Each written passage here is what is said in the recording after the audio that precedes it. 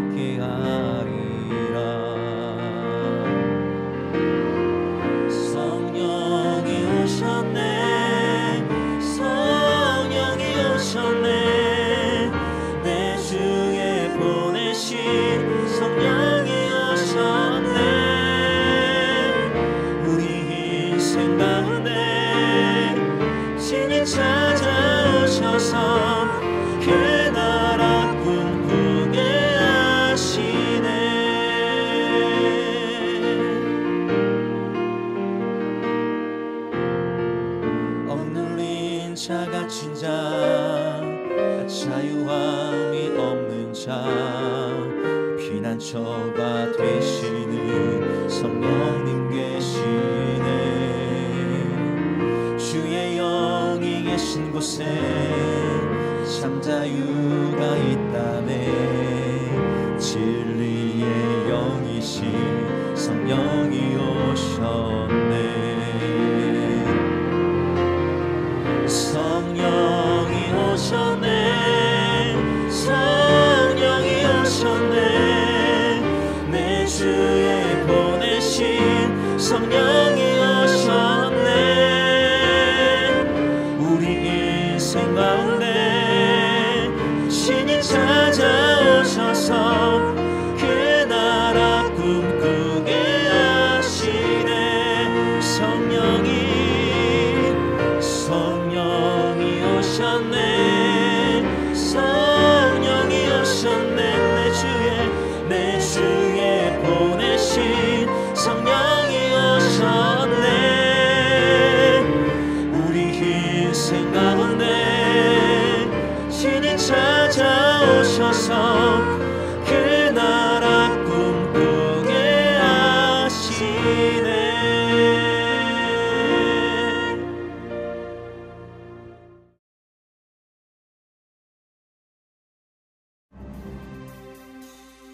블레셋 사람들이 그들의 군대를 모으고 싸우고자 하여 유다에 속한 소고에 모여 소고와 아세가 사이에 에베스담밈에 진침해 사울과 이스라엘 사람들이 모여서 엘라 골짜기에 진치고 블레셋 사람들을 대하여 전열을 벌였으니 블레셋 사람들은 이쪽 산에 섰고 이스라엘은 저쪽 산에 섰고 그 사이에는 골짜기가 있었더라. 블레셋 사람들의 진영에서 싸움을 도두는 자가 왔는데 그의 이름은 골리앗이요 가드 사람이라. 그의 키는 6규빗 한 뼘이요 머리에는 노투구를 썼고 몸에는 비늘 갑옷을 입었으니 그 갑옷의 무게가 놋 5,000세겔이며 그의 다리에는 놋 각반을 쳤고 어깨 사이에는 놋 단창을 메었으니 그 창자루는 배틀채 같고 창날은 철 600세겔이며 방패든 자가 앞서 행하더라. 그가 서서 이스라엘 군대를 향하여 외쳐 이르되 너희가 어찌하여 나와서 전열을 벌였느냐? 나는 블레셋 사람이 아니며 너희는 사울의 신복이 아니냐? 너희는 한 사람을 택하여 내게로 내려보내라. 그가 나와 싸워서 나를 죽이면 우리가 너희의 종이 되겠고 만일 내게 아이가 그를 죽이면 너희가 우리의 종이 되어 우리를 섬길 것이니라. 내가 오늘 이스라엘의 군대를 모욕하였으니 사람을 보내어 나와 더불어 싸우게 하라. 사울과 온 이스라엘이 블레셋 사람의 이 말을 듣고 놀라 크게 두려워하니라. 다윗은 유다 베들레헴 에브라 사람 이세라 하는 사람의 아들이었는데, 이세는 사울 당시 사람 중에 나이가 많아 늙은 사람으로서 8 아들이 있는 중 그 장성한 세 아들은 사울을 따라 싸움에 나갔으니, 싸움에 나간 세 아들의 이름은 장자 엘리압이요, 그 다음은 아비나답이요, 셋째는 삼마며, 다윗은 막내라. 장성한 세 사람은 사울을 따랐고, 다윗은 사울에게로 왕래하며 베들레헴에서 그의 아버지의 양을 칠 때 그 블레셋 사람이 40일을 조석으로 나와서 몸을 나타내었더라. 이새가 그의 아들 다윗에게 이르되, 지금 네 형들을 위하여 이 볶은곡식 한 에바와 이 떡 10덩이를 가지고 진영으로 속히 가서 네 형들에게 주고, 이 치즈 10덩이를 가져다가 그들의 천부장에게 주고, 네 형들의 안부를 살피고 증표를 가져오라. 그때 사울과 그들과 이스라엘 모든 사람들은 엘라 골짜기에서 블레셋 사람들과 싸우는 중이더라. 다윗이 아침에 일찍이 일어나서 양을 양 지키는 자에게 맡기고 이새가 명령한 대로 가지고 가서 진영에 이른즉, 마침 군대가 전장에 나와서 싸우려고 고함치며, 이스라엘과 블레셋 사람들이 전열을 벌이고 양군이 서로 대치하였더라. 다윗이 자기의 짐을 짐 지키는 자의 손에 맡기고 군대로 달려가서 형들에게 문안하고 그들과 함께 말할 때, 마침 블레셋 사람의 싸움 도두는 가드 사람 골리앗이라 하는 자가 그 전열에서 나와서 전과 같은 말을 하매 다윗이 들으니라. 하나님이 다윗을 택한 후에 전쟁이 일어나게 됩니다. 블레셋에서 이스라엘에게 전투를 요구하고 있는 거죠. 그들은 이스라엘을 정복해서 그 땅을 차지하기를 바랬습니다. 그래서 이스라엘을 도발하고 또 모욕하며 함정을 파죠. 오늘 본문에서는 우리가 잘 아는 가드 사람 골리앗이 등장합니다. 그의 키는 3m가 넘었고요. 그가 입고 있는 갑옷은 거대하고 튼튼했으며 그가 들고 있는 그 창은 굉장히 위협적이었습니다. 그 사람은 오늘 본문에서도 사람들에게 싸움을 걸기 위해서 나온 자라고 이야기합니다. 즉 이스라엘을 도발해서 전쟁을 일으키는 사람이었죠. 근데 그 사람이 매우 강했습니다. 그는 누가 봐도 장수였고 누가 봐도 훌륭한 용사였습니다. 그는 블레셋에게 주목을 받는 사람이었고 싸움에 능한 용사였습니다. 이스라엘 민족 그 누구도 그 골리앗을 대적해서 나가지 못했죠. 골리앗이 이야기한 게 무엇입니까? 우리가 너희와 전쟁을 하려 하니 너희 중에 대표가 나와 싸우라. 그리고 이기는 자가 승자가 되자. 일기토를 이야기하고 있는 거죠. 1대1로 싸워서 다퉈서 이기는 자가 서로의 나라를 차지하자는 이런 이야기를 하고 있는 겁니다. 그리고 또 여기서 그치지 않고 그들을 겁쟁이라고 비웃습니다. 도리어 그들이 하나님을 욕하며 그 신이 너에게 무엇을 해줄 수 있느냐라고 모욕하죠.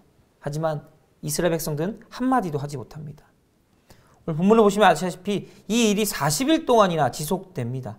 40일 동안 하루도 빠지지 않고 밤낮으로 나와서 이스라엘을 모욕하고 하나님을 모욕하고 도발하고 그들의 전쟁을 걸려 했지만 이스라엘 백성들은 아무것도 할 수 없었습니다.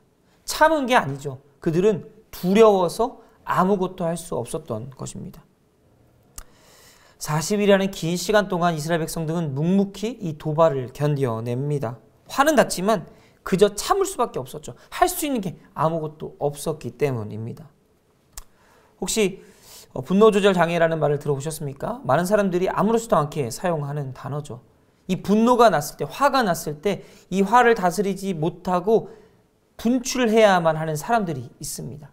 그 사람들은 항상 이야기하죠. 내가 분노조절 장애가 있어서 이 일을 참을 수가 없어요. 이 화가 나면 그냥 풀어버려야 합니다. 그냥 소리 지르고 때리고 화를 내야 이것들을 풀 수 있어요. 근데 이 분노조절 장애라는 말로부터 파생된 신조어가 있습니다. 뭔지 아십니까? 분노조절 잘해입니다. 잘한다는 이야기죠. 이게 무슨 말이냐면 아무리 이렇게 나는 강한 사람이야, 나는 분노를 표출해야 돼, 참을 수가 없어 라고 말하는 사람들도 자신이 감당할 수 없는 거대함 앞에서는 움츠러든다는 이야기입니다. 분노조절 장애라는 말을 한 사람들이 실제로 격투 선수 앞에서는 말 한마디 못하고 도망가기 일쑤라는 거죠.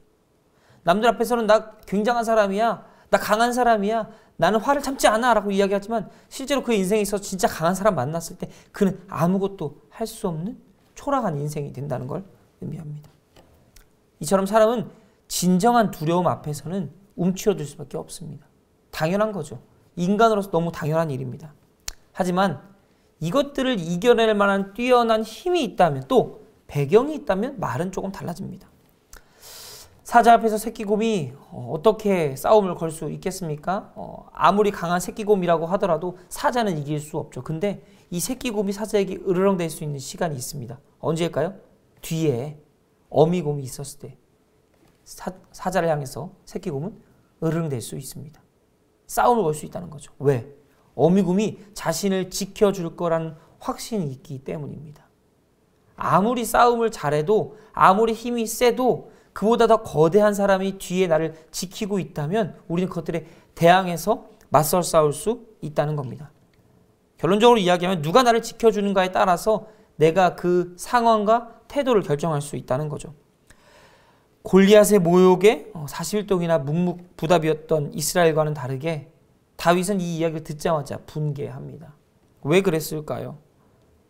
그리고 이스라엘 백성들은 왜 묵묵히 침묵하고 있었을까요? 이것은 다윗과 이스라엘 백성들을 비교해보면 알 수 있습니다. 간단하게 정리하면 이렇습니다. 이스라엘 백성들은 하나님을 신뢰하는 법을 잊어버렸습니다. 하나님의 백성이라는 이스라엘이라는 이름을 달고 있지만 그들은 하나님을 잊었기 때문에 골리앗의 도발에도 아무런 말도 할 수 없었던 겁니다. 반면 성령의 이끌리심을 받아 성령 충만하였던 다윗은 하나님이 함께 하실 걸 믿었고 또 하나님을 모욕하는 그 이방 사람을 참을 수가 없었습니다. 그래서 분노를 표출했던 것입니다. 다윗이 특별해서가 아닙니다. 이스라엘 백성들이 하나님을 신뢰하는 법을 잊었기 때문입니다. 사랑하는 성도 여러분, 우리가 무엇을 기억해야 될까요? 하나님을 신뢰하는 법을 잊어서는 안 됩니다. 다윗처럼 항상 하나님을 의지하고 하나님을 신뢰하는 방법을 우리의 삶에서 배워가야 한다는 말입니다. 세상에 살면서 많은 사람들이 우리를 모욕하고 또 바보짓이라고 손가락질 할 때도 있습니다. 그때마다 우리는 어떻습니까? 묵묵부답하며 또 그들에게 있어서 뭐 그럴 수 있지 하고 넘어갈 때가 많지 않습니까? 그들과 싸우라는 이야기가 아닙니다. 때로는 우리가 결단을 해야 되는 시간이 있다는 것입니다. 골리앗처럼 자신을 의지하고 자신을 신뢰하고 자신의 스펙만 믿는 사람들이 있는 반면 때로는 하나님을 의지하고 하나님께서 어떻게 행하실까 기대하며 하나님의 일들을 기대하는 사람들이 있습니다. 이 두 사람 중에 세상에서 어떤 사람들이 승리할까요? 결국에는 하나님의 사람이 승리합니다. 이것은 성경 전반적으로 나와 있는 모든 이야기의 핵심이 이렇다는 것을 우리는 잘 알고 있습니다. 하나님을 의지하고 하나님을 신뢰하는 사람은 자신을 의지하고 세상을 의지하며 스펙과 자신을 두른 갑옷들과 창들에 의지하는 사람들을 그 사람들을 다룰 때 질 수 없고 실패할 수 없다는 것을 우리는 잘 알 수 있습니다. 우리가 주목해야 될 것은 실력도 인맥도 명예도 권력도 재물도 아니라는 것입니다. 우리가 온전히 의지하고 이 세상을 살아가면서 이겨낼 수 있는 유일한 수단은 오직 하나님밖에 없음을 기억하시길 바랍니다. 하나님께서 우리와 함께 하시기 때문에 우리는 세상을 승리할 수 있는 것입니다. 물론 하나님을 도구로 사용하라는 것은 아닙니다. 하나님께서 우리와 함께 하신다는 그 사실이 우리에게 충분한 위로가 되고 세상을 이길 힘이 된다는 것을 기억하라는 말씀입니다. 사랑하는 성도 여러분, 세상을 뛰어넘는 하나님을 의지하시길 바랍니다. 세상을 이기시는 하나님을 의지하시길 바랍니다. 그 세상의 어떤 것도 골리앗처럼 강한 힘도 사울처럼 강한 권력도 명예도 하나님 앞에선 무용지물이라는 사실을 기억하시길 바랍니다. 그리고 하나님 안에서 이 모든 것들을 감당하고 인내할 수 있도록 항상 기도하는 법을 잊지 마시길 바랍니다. 올 하루도 내가 의지하는 모든 것들을 내려놓고 하나님을 의지하고 신뢰하고 기도함으로 이 세상을 살아가며 하나님의 사람으로 우뚝 서 하나님의 영광을 드러내는 올 하루가 되시길 간절히 소원합니다. 기도하겠습니다. 사랑의 하나님 감사합니다. 하나님께서 우리와 함께 하셔서 우리가 이 세상을 살아갈 수 있습니다. 어려운 순간마다 항상 하나님을 의지하게 하시고 하나님 안에서 이 모든 일을 감당해가며 하나님을 신뢰함으로 하나님을 바라봄으로 모든 것들을 이겨낼 수 있도록 하나님께서 함께하여 주시옵소서. 감사합니다. 사랑합니다. 예수님의 이름으로 기도드렸습니다. 아멘. 주님 가르쳐 주신 기도하겠습니다. 하늘에 계신 우리 아버지여, 이름이 거룩히 여김을 받으시오며 나라에 임하옵시며 뜻이 하늘에서 이룬 것 같이 땅에서도 이루어지이다. 오늘날 우리에게 일용할 양식을 주옵시고 우리가 우리에게 죄 지은 자를 사하여 준 것 같이 우리 죄를 사하여 주옵시고 우리를 시험에 들게 하지 마옵시고 다만 악에서 구하옵소서. 대개 나라와 권세와 영광이 아버지께 영원히 있사옵나이다. 아멘.